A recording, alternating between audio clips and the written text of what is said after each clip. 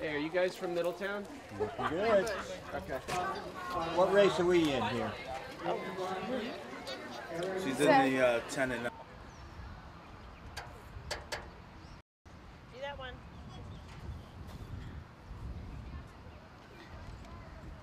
Little ham.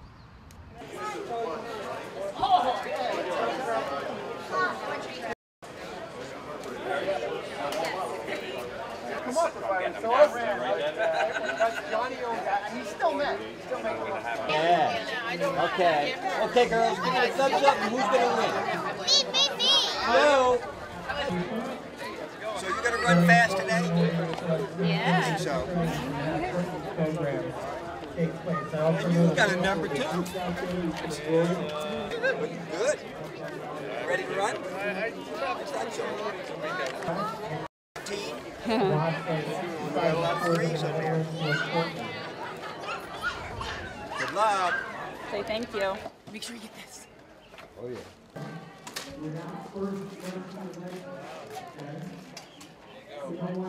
We don't want anybody slapping each other in the face by mistakes while we're doing jumping jacks and stuff. So everybody go like this. Okay. Make a T, Malcolm. Boy, looking good. Hold on. Wait. Come here, buddy. Okay. That little one Can we come in. switch with you? Looking good. There you go, like that. Perfect. And I can see the kids who are 6 and over. You guys are great listeners because you're already doing it as well. So everyone who is 6 and over should be Middletown. Okay, where are you from? Same play. Oh, he doesn't want to even talk to me. Where are you from? Oh, New Paltz. Okay, all right. Where are you from, my man? I think I know. New Paul. Let's see how. I heard that one. All right. See what that is? Jump. Look at the kids do it. Jump. One. You're going to do the same thing on the Sit down. might have to bend your knees. You can't get all the way down, it's okay. Don't bend your knees. That's it.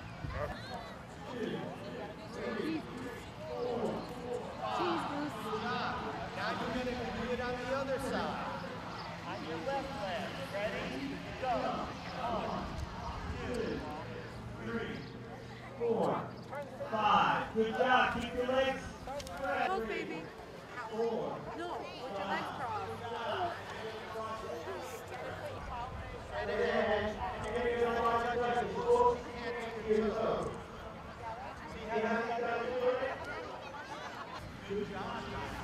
And what you're going to do is first you're going to reach. The other leg back. What we're going to do before we get started is and then we're going to sit everybody down in the middle over there, and then we'll do the big group, okay? You're just going to go down to the end. Parents, please make sure they're not running into each other or yourself. You don't want any accidents. So, okay, go ahead. Looks like we can just back off here a little bit. All right. Nice and slow, nice and slow. This is just a warm-up for you. There you go. Somebody forgot somebody. There we go. Keep going. Nice and slow. Catch up. Keep it going. Good job. And then we're turning around and coming right back, guys. Make sure you don't bump into each other. Nice and slow because it's just a warm-up. Nice and slow. Good job. Good job. Looking good, girls. Looking good. Hey. You ready to run? Yeah. Go, Julie. Good job. Great job, guys. That's what I call a warm-up. Nobody getting hurt now with a warm-up. You just want to get the heart pumping. Stretch out your legs. Get used to the track. Good job. And when you're done, you go right back to the... Right here. Ready? Over now. Good job. I'm going to move out. Ready? Come down. Riley, where's your race? Like this. This is his name is Mr. Dave Gaggins. Raise your hand if you can see him over here. One, two, ready See to around go. there? This fine gentleman in the blue is what we call our starter. He's volunteered today to come down and be your starter. Good. Okay? Only girls right now. Only girls. Now, Mr. Gaggins is going to show you something. Okay? It looks like a gun, right? It's what's called a starter. Okay? And when he says get set, that means you have to stand still. You cannot move. And then you're going to hear bang. Do we have a test shot? Here's a test shot. This is what you're going to hear. Okay. When you hear that bang, that means you start running. Okay? All right, go, guys. Come on. Run as hard as you can. Run as hard as you can. Let's go. Good job.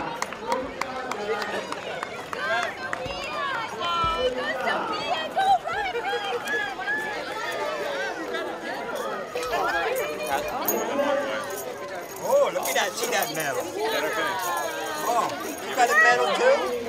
Here's your medal. Finish.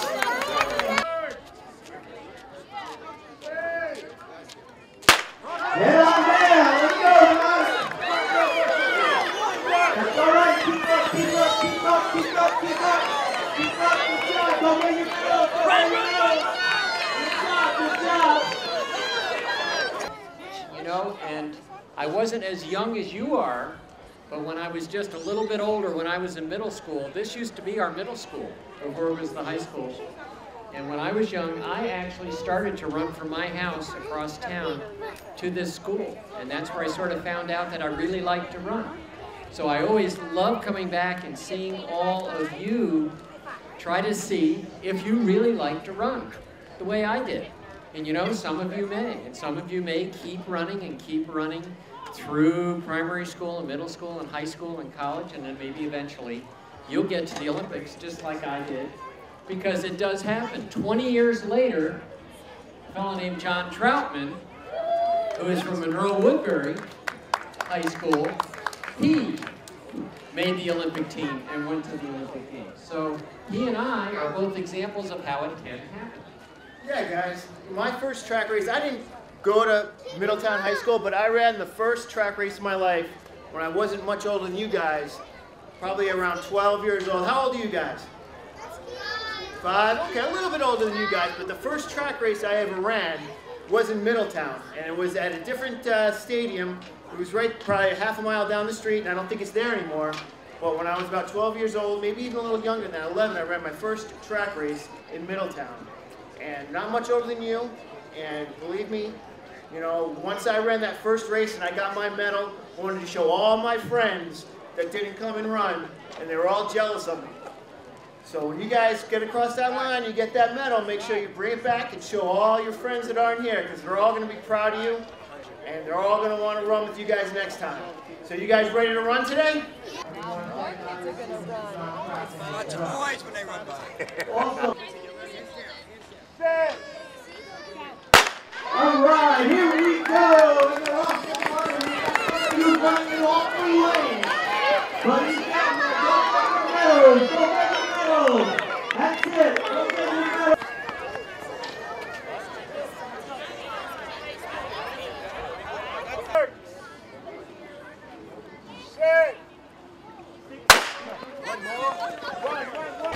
These are 6-year-olds. 6-year-olds heading on down the finish, towards the finish line. Track to go on the sideline. Thank you. Move down a little, move down a little. There you go. Move down a little. On your marks. Sit. And here come our 7-year-old girls. You guys 8? I love that cowbell. Good job. They're all bunched up pretty good. It's a good race. Good job, ladies. To the finish line. Unlike the water races, the 100 Good job. on your toes. Here you go, good job. Now we have our 10-year-old girl. Right through the finish line, right to the middle. We got running hard. Good job. Boy, look at that form. Look at that form on that inside lane. Good job, ladies. Here they come. These are our 6-year-old boys. And it's a 3-man race. Who knows? Somebody is all of a sudden pulling away from the top. It's a close one. Where's my medal? They come hard. They come hard. It looks like somebody rested. Good job, guys.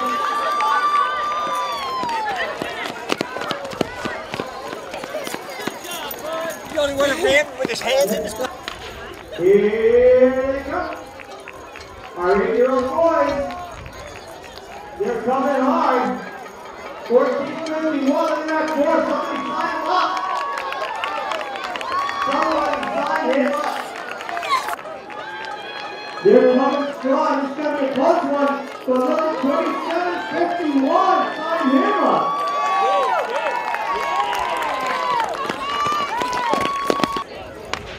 And here come the big boys. Standing up. Wow, look at this, guys. This is going to be a close one. What a finish. They're pushing hard to the 200 meters. The far corner of the track. So how was it, guys? Was it fun running? Yeah, it was. Was it tough? Say it. Yeah. What'd you like about it? I was first place. Okay. I'm from Colombia and Puerto Rico, and my name is Brad. Okay. Good enough. What's this family's name? My name is Fabio. Okay. Maricela. Maricela. And you like to run together? Yeah. How are you? Was it tough? Good. What do you like about running? Nothing.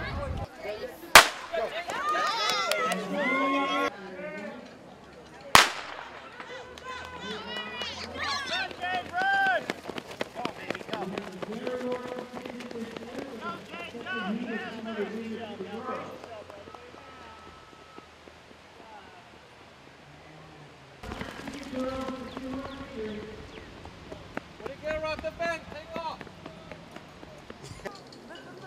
Sit.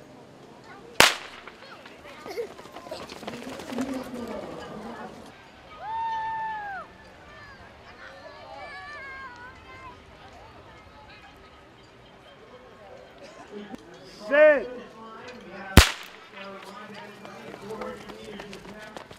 Head into lane 1. Cut in. Sit.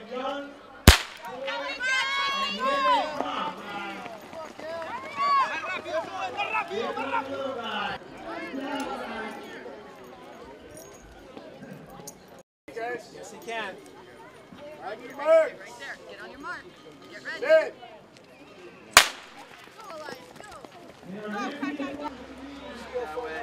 Open your arms this way. This way. As soon as you can, you can run Arms. into lane 1. Move down. Move down. Lane 1, okay? There you go. Okay. Okay. Don't have to stay in your lanes. Right up. Hard. Good. So start to finish. Good walk, guys. Way to finish. The rest of the Reach out. There you go. Don't look over your shoulder. Finish it strong. Good one. There we go. Good job. All right.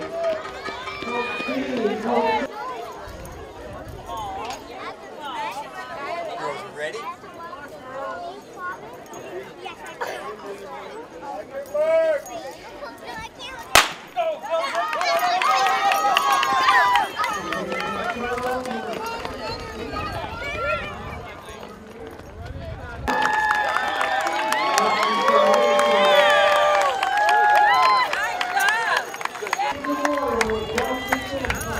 Good job.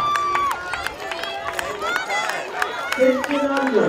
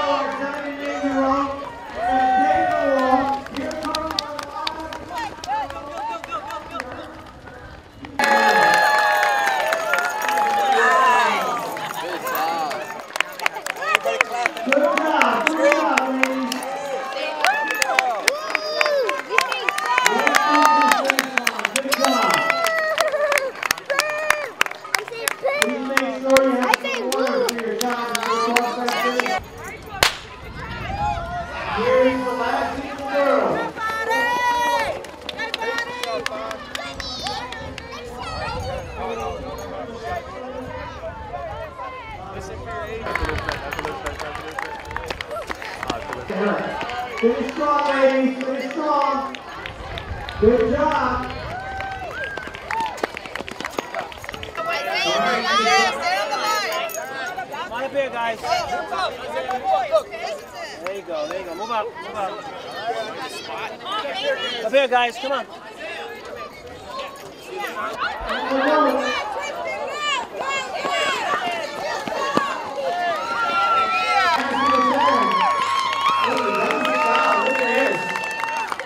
Good job, gentlemen, good job.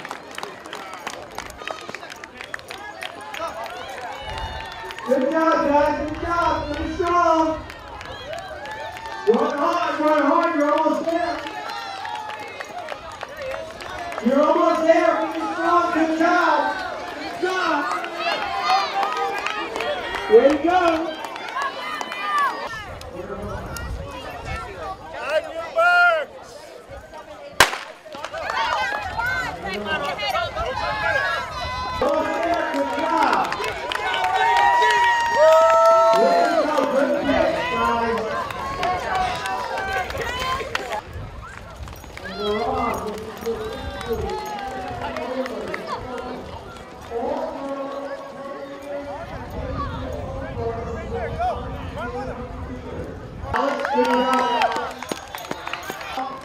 Runners, good job.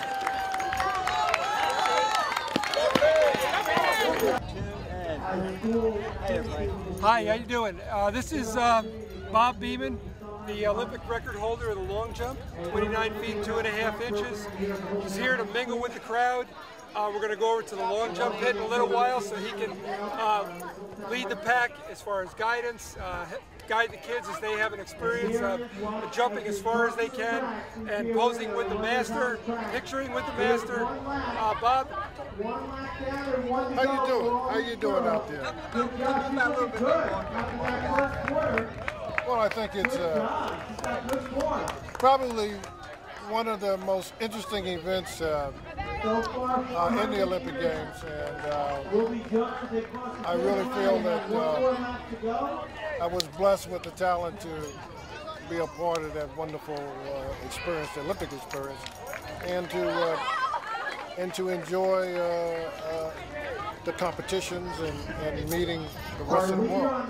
The other thing is that I noticed the young kids out here running, and this is where it started for me, right here with the little kids, and so I seriously enjoy watching these little kids develop over the years. And if they're not going to be Olympians, they certainly can stay in good, healthy shape. Bob, I'd like to introduce you to another Olympic champ, Frank Shorter. With me is Joe L'Official. Joe is lifelong friends with Bob Beeman. They went to UTEP together. Please, pour your heart out, Joe. Say a few words about your longtime friend. Oh, Bob, one of my best friends. We went to school together, and great teammate. Good job. There you go. Yeah, we were... Tell me how it all started. Well, it started in high school. We met in high school. Yeah. And we've been long. I went to George Washington. He went to Jamaica High. Okay. Yeah, in the city. New York City. New York City. So we've been friends ever since. Oh, we were teammates in university too. Yeah. UTEP, University of Texas at El Paso. We came there during the early years. We were probably the first of the track team to have a series of national championships. Yeah, we just missed out. We came in second in 1966, the national championship. The last time you were second. Yeah, absolutely. And then, of course, you know, we won the national basketball championship. Yeah, 1966. 1966, and that was the reasons why we all came here, because we all wanted to be champions like the basketball team. Oh, I'm going to introduce Bob Beeman. You know, despite the fact that we're approximately the same age, and we won't go into that, I did not really achieve an international level of performance until about 4 years after this gentleman And one of the things that truly inspired me when I was trying to figure out whether or not I could achieve at the highest level was that I watched Bob Beamon jump 29 feet 2 inches, right? Loved it. Yeah, in the long jump. But the interesting thing about that is, if I remember correctly, you decided to set the world record and sort of skip a whole foot. I think at that time the world record was under 28 feet, and he jumped 29 feet. And I'll never forget, and the other thing is these images that are burned into your memory. He hit the pit, jumped out, looked, went back. I get goosebumps. Look at this. I get goosebumps when I think about it. He went back to see how far it was, because then, again, you had to watch the guys measuring, right? Because then it was done by tape, and every once in a while, you know, there's a bit of hometown going on, and, you know, you wanted to be sure. So he goes back, he watches, he sees the tape. He probably sees over 29 feet there, and he collapsed. It was one of the most vivid memories in track and field I've ever seen. Your legs just gave out, and you went right down, because it's almost like you couldn't believe what had happened. So tell me, and you know, the classic, really trite, banal, whatever word you want to use, question all the announcers always ask someone after achievement was, how did it feel? Well, in this particular circumstance, I'm going to have an exception to this rule. I really want to know how you felt when you collapsed onto the ground. I felt just about the same as when you crossed that wonderful, beautiful line. It looked like at one point when you started off, it looked like that line would never come, but when you saw it was coming, and then you saw that on that day that you were getting close to being the best in the world on that day, you could just see it coming. Well, I could feel and see that something was going to happen. I didn't think it would be 29 feet. At least I was going to win a gold medal. I felt that confident. And you've got to have some kind of feeling of importance that something is going to happen, and it's going to happen to you, and that you're going to be confident in winning. And so that day was a wonderful day when I actually jumped 29 feet 2.5 inches. However, I didn't really know it until they tried to use the automatic electronic tape measure. And the unfortunate thing was it was too short, the electronic device that they used. So they had to go to Ace Hardware, come all the way back from Mexico to Ace Hardware to get a manual tape to actually measure out the jump of 29 feet 2.5 inches. And let me tell you, it was all downhill for me then. I couldn't do a darn thing. That's an incredible example of performing outside of the box. You know, they talk about thinking outside the box. You performed outside the box. And again, you know, for me, it was that idea of, oh my gosh, it's actually happened. Because, you know, for the young athletes out there, a big part of it is the visualization in your training. And I imagine in your clinic when you're talking to these young athletes here today is you really do practice in a way that you visualize and you see yourself there. And at that instant, suddenly, that vision has sort of come true. Is it anything close to that? Absolutely. Frank, you got the idea.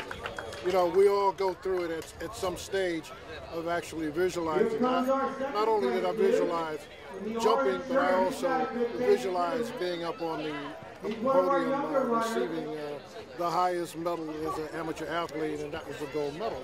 And so I visualized from the athletic standpoint to actually being the recipient of the gold medal. All of it, you have to always have that in mind. You always have to think about it. I ate and slept it, and so it came true. The other point I think about us being together, we represent the two ends of what I would call the continuum in track and field, the sprinting, jumping end at this end, and then the marathon long distance end at this end. And what I'd like to, and I hope you're with me on this, encourage all the young track and field athletes out there, there's always some place in between. Absolutely. You can always find some place in between. And a lot of it is finding your place. Did you start out as a sprinter? How did you find the long jump, or did it find you?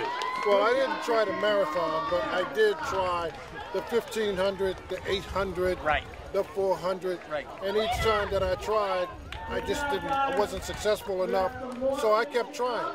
You know, I say, well, I'll find something in track and field that I can do very easily. So, and one day, I just so happened to see somebody run down the long jump into the sand. I said, anybody can do that. Let me jump into the sand. And so my first jump as a 12-year-old, I think I jumped about 19 or 20 feet. So they thought I had a little talent there. So. They went back and checked the board to make sure that you didn't take 2 feet on the other side. And that's the point of your being here today for the clinic, me being here to encourage the runners.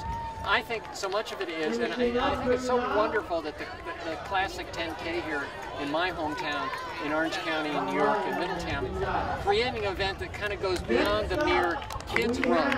Because so much of this in the run part of it is to discover those kids who truly enjoy the motion, the biomechanics, that just moving along that way. And it dawns on me that bringing you in here to give this clinic allows for some of these kids to make that kind of discovery for themselves in their event the same way you did. Absolutely. Well, one of the first things I've got to give where it's due, because of you, because of Bill Rogers, I just think that you guys were the guys that really made the sport what it is today. All these kids running around this track wanting to be a 1,500 meter or a 5,000 or a 10,000 or a marathoner. You guys made this possible. You guys started this around the country, and now it's worldwide. And so you guys will always leave this legacy out there. You can be whatever you want to be if you really want to be. And like you said, there's a middle point in a child where he can visualize himself being a champion. And you don't have to be a running champion, you can be a champion in life. And finding your way and how to be successful in one's life. And I think here is a good place to start. Well, thanks for coming and helping out here. This is going to be fun. I'm going to be watching. I might learn something. But I don't have. I don't break my record. Oh, okay. Well, I don't. But the whole point is, again, we find out what we're predisposed to do on that continuum of what we call fast twitch fiber, which is explosive and big. We're not going to compare calves here, but usually you can look at someone's calves, right, and sort of see how much fast twitch they have. I got about as much slow twitch as you can have, and he must have about as much fast twitch as you can have. So. Blended, we're a 1,500 meter guy. Okay. Thanks. All right now. No way. I'm not in the league with these guys. All right. Listen up, guys, because we have a lot. You got it? There, and you're going to sit down because you're going to go in the second round. Can you send, Okay. Well, Frank Shorter, John Troutman, both from Orange County, New York. Monroe Woodbury High School. I actually went to this school where we are right here as a middle school, and I think we're here as an example of how if you are a young child coming to an event like the Kids Run here today, you can perhaps discover that you simply like the act of running, that you like the moving across the ground. I found it running to and from this middle school, which is now the high school, from across town. I found out I just love to run, and I'd run to and from school. I actually developed some sneakers that I could run in, and I convinced the principal of this school to allow me to wear sneakers when the rule was black tie shoes. He really realized I was serious about this, and then I go on. I'm in the Olympic Games, I have this success, and I'd like to find out from you 20 years later at Monroe Woodbury High School, also in Orange County. And you have to understand, people from Orange County, it's more like the cities or neighborhoods. Yeah. You know, it really is more of a county than it is any individual city. And so I'd like to know just how, when you were sort of growing up, what influenced you, living basically in the same kind of environment I did, to eventually go on and make the Olympic team at 1,500 meters. Yeah, well, a funny story. I first started running to and from school also when I was a young kid, and the reason was probably a little different than Frank. Actually, the walkers got out of school a little bit ahead of the kids that got to take the bus home. So I wanted to be the first guy out of the classroom when I was in grade school, so I got to leave with the walkers, and my goal was to beat the bus that would actually take the other kids in my neighborhood home, to beat the bus home. And so I would do that. I had a trumpet. I used to play the trumpet. I had a trumpet in one hand, and trumpet case, and a book bag in the other hand. And I would be cutting through yards trying to beat the bus home. And I think that was the first time I actually felt competitive in a running environment, was trying to beat the bus home in 5th grade. You know, and again, I think what's important is after you make that discovery that you like it, it stays with you. And then what was that point, that opportunity sort of later on in a more structured, competitive environment where you kind of found out, you know, I like this competition part of it too? Well, actually, it was actually in the town of Middletown. They used to have age group track races not at this track, but there's another track probably a half-mile down the road. And I think this was probably when I was 10 or 11 years old. They had 100 meters, 200 meters, and my dad used to drag me out to these, and I wasn't a huge fan of running. You know, I wanted to play football and baseball and all the sports my friends were playing. But my dad happened to take me to this track meet back when I was probably 9 years old. And I ran 100 meters, and I think I got third, but I got a ribbon. And the fact when I got this ribbon, I was so excited, and I went back home and I showed all the kids in my neighborhood this ribbon. And the fact that I won something, and the fact that I was competitive and could go out there and win and be competitive is something that I think at that young age, when I got something, it just compelled me, you know, to run. And from then on, just competition was something I just really enjoyed. It doesn't have to be running, but just competition is something that I truly love. And I think what that brings out is the point that what you should create are environments like this and bring the kids to them and allow them to discover for themselves. You know, you didn't talk about, I didn't talk about in all of this about this being imposed upon us. It was our choice to do this. And the other thing I'd like to maybe have you talk about is that part of it, what it was for me was, even then at a young age, and you talked about the ribbons, and then at a certain point, you find yourself committed to pursuing it, and then you just kind of want to find out. You want to find out how good you can get. It doesn't mean, oh, I'm going to the Olympics. It's, sir, I just want to find out when this ends. Was that similar for you? Yeah, I mean, there's something you always want to see, you know, within myself. I wanted to find out how good I could be. There's something, this was the best thing, you know, as far as talents go, you know, my talent was I could run faster than all the other kids. And it's always something, you know, when you're young and as you grow older, you want to see where you can take this talent. And the real, you know, the tough thing is to be able to push yourself, but not push yourself too hard, where you're going to get yourself hurt. I mean, there's this inner drive, and even to this day, I have the mind of an 18, 19-year-old, and I push myself way beyond my 45 years old, my 45-year-old body. And that's something that, you know, just the ability to push yourself to find out where you can take it is something that I think we all have. You just have to find that sport or that, whatever talent you have, you know, to push yourself in that particular way. But this also brings up another subject, which I think is very important. In the finding out, I think there are two things that you have to really come to grips with. One is an ability to lose, know how to lose, because you don't win all the time. In fact, you probably don't win most of the time. And the other is that fear of losing. And I want to know, in your circumstance, how did you handle it? Actually, the fear of losing was probably a bigger motivational factor than actually winning. It was the fear of losing. And it was almost like I felt like if I lost at certain points, I was going to not just disappoint myself, but disappoint other people. And I guess you have, you know, you know, in the animal kingdom, there's the fight or flight mechanism that we all have. And I think my flight mechanism was what really propels me. Yeah, but then the other point is, you did lose. I did. You had this fear. How did you deal with it once you did lose? Oh my God, it's a motivational factor, because once you do lose, you don't like that feeling and you don't want it to happen again. So it just drove me to train harder and harder. And over time, you know what? You're going to lose more than you win. Everyone loses more than they're going to win. But it's how you rebound. And you got to use that and look at yourself. Why did I lose? Well, how can I improve on that? What can I do? And you take that and you educate yourself and you just try harder next time. And naturally, you come up with that sort of instinctively, intuitively. The psychologists actually have a term for it. They call it reframing, where when it doesn't go the way you want, you draw back and you say, okay, what do I do moving forward that ensures or makes it more probable that it won't happen again, that I won't lose again? And that's a quality, again, it's how you deal with that fear, how you deal with it. It's going to be there. It's just a question of how you deal. And I hope with the people with both of us, what they see showing through is, again, it's not this sort of driven at all cost thing going on. And it's mostly finding out about ourselves. Finding out about ourselves and how much is in us. It is. And, you know, now I'm back. You know, I pretty much had to stop running at the age of 24 from injuries, and I took, you know, and that was a huge disappointment for me. And I started to come back when I turned 40.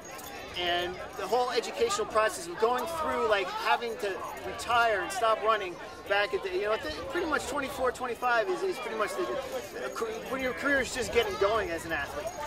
And the things I've learned, through going that, I think has really propelled me to come back now as a masters athlete, and I can use, everything I've learned, through those injuries and through the period of losing back at that point, that's really helped me at this point to really educate myself on how to train and how to just deal with myself internally at this point, being a masters athlete. Welcome back. Thanks, my friend. Yeah, I think I have it. Oh, yes, sir. Thank you very much. And I can take some juice. Get one. Thank you. You're welcome. Yeah! All right, guys. It's going to kind of look like this, okay? So one side. Go ahead, Rob. Nice and easy. I know that hurt, Rod.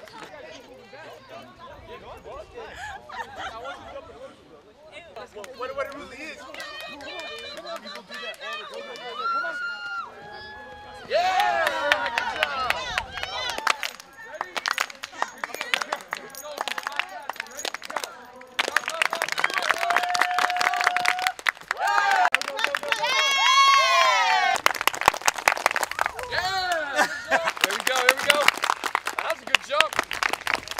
Very nice. Good job. Go. Oh, that's your yeah. All right. Want to stop for him? All right, everybody again. Everyone's hands together. Let's go. Yeah.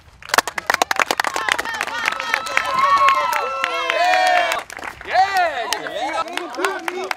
Good job. Come on. Good job.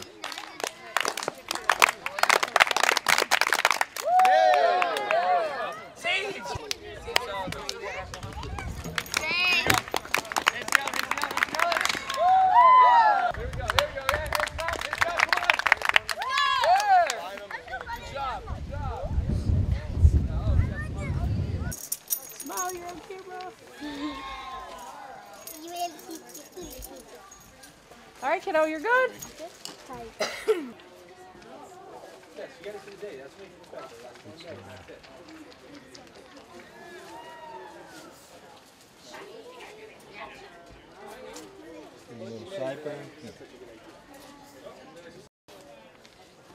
You gotta be good when they wash your face off, though.